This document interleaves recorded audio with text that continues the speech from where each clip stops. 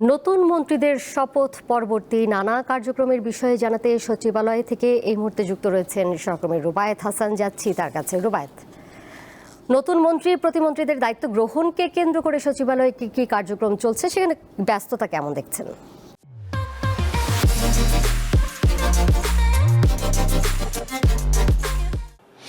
নিশ্চয়ই, নিশ্চিতভাবে বলা যায় যে এক ধরনের বিদায়ের সুর তো রয়েছে।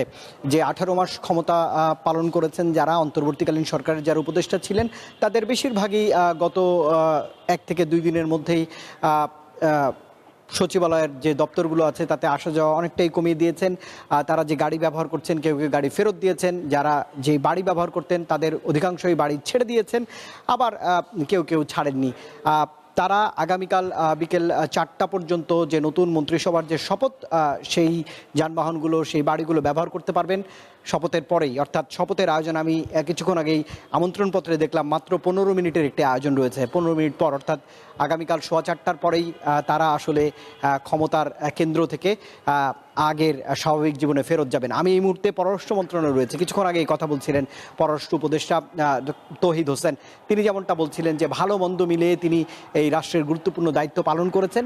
তিনি আসলে তার আগামী দিনগুলোতে লেখালেখি করতে চান এবং তিনি সততার সঙ্গে দায়িত্ব পালন করেছেন এবং রাষ্ট্রকে সার্ভ করেছেন, এমন বার্তা তিনি দিয়েছেন। খুব কম সময় তিনি গণমাধ্যমে কথা বলেছেন, কারণ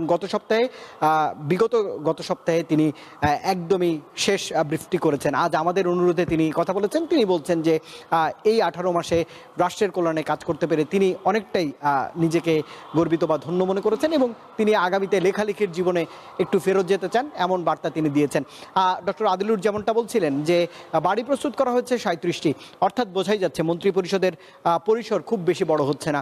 27 থেকে 28 জন মন্ত্রী থাকতে পারেন, 10-12 জন প্রতিমন্ত্রী বা উপমন্ত্রী থাকতে পারেন, তাদের জন্য বাড়িগুলি তৈরি করা হয়েছে। আর যিনি প্রধানমন্ত্রী হবেন নতুন, তার জন্য তার ইচ্ছা অনুপাতে রাষ্ট্রীয় অতিথি ভবন যমুনা, সেটি প্রস্তুতি রয়েছে, কারণ মাননীয় প্রধান উপদেষ্টা এখন পর্যন্ত সেটি ব্যবহার করছেন। তবে ধারণা করা হচ্ছে যিনি প্রধানমন্ত্রী হোক না কেন, তিনি সেখানেই তার আবাস গড়বেন, এমন অভিপ্রায় মধ্য দিয়ে গৃহায়ণ ও গণপূর্ত মন্ত্রণালয় সেটি তামিল করবেন, এমন বার্তা ডক্টর আদিলুর দিয়েছেন।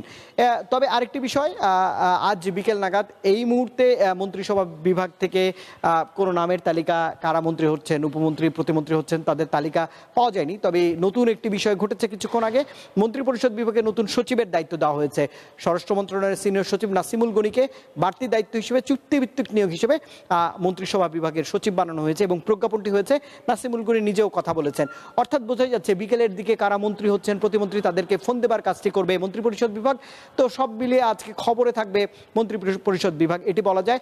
কাল সকাল 9:15 থেকে একদম দিনভর বিকেল 4:15 পর্যন্ত সংসদ ভবনে এই আয়োজনটি হবে। তার প্রস্তুতি চূড়ান্ত পর্যায়ে রয়েছে বলে জানা যাচ্ছে। দোলা। রুবায়েত, আপনাকে অনেক ধন্যবাদ।